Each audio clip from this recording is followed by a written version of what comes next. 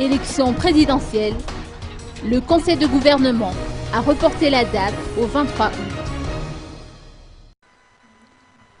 Le premier tour des élections présidentielles a été reporté au 23 août prochain, suite à la décision prise en Conseil de gouvernement qui a eu lieu ce matin.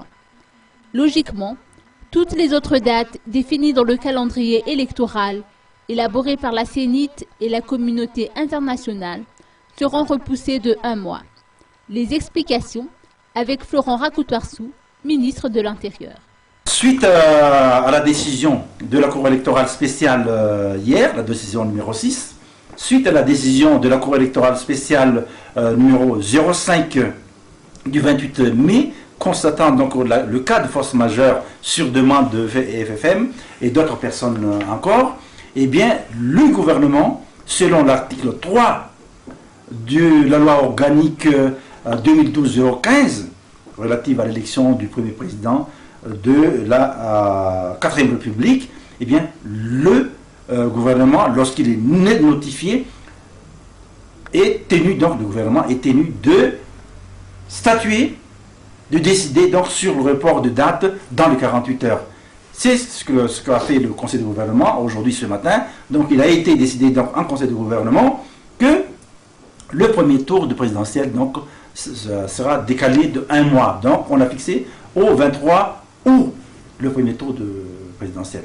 Une chose, pour éclairer les esprits quand même, parce qu'il y a des gens qui confondent, qui disent que c'est la CENIT qui devrait donc se charger de la fixation de cette date. Ce n'est pas vrai.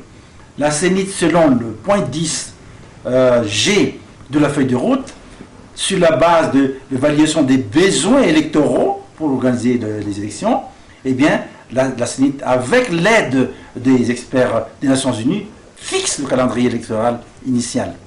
Ça, c'est la CENIT, ça, selon le point 10 de la feuille de route. Mais quand il s'agit de report des dates déjà fixées par la CENIT, une date ou une élection ou 2 élections ou que sais-je, pour le moment, c'est pour une élection, le premier tour, le report des dates est de l'attribution, donc de la compétence exclusive du gouvernement. La date du second tour des élections présidentielles et celle des législatives n'ont pas encore été définies de manière exacte. Et par rapport à la démission des candidats occupant un poste au sein des institutions de la transition, il a été précisé que les personnalités concernées doivent se retirer de leurs fonctions au plus tard 60 jours avant la date des scrutins, selon les explications du ministre. Par conséquent, ceux qui ont déjà remis leur démission peuvent regagner leur poste pour le moment.